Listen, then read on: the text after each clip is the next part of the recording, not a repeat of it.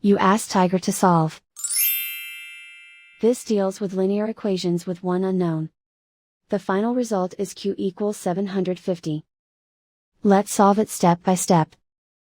Swap sides. Group all constants on the right side of the equation.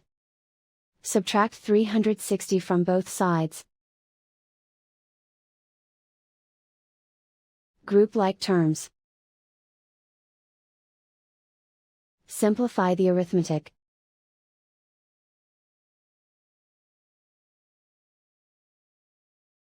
Isolate the Q. Divide both sides by negative 0.08. Cancel out the negatives. Simplify the arithmetic. Cancel out the negatives. Simplify the arithmetic.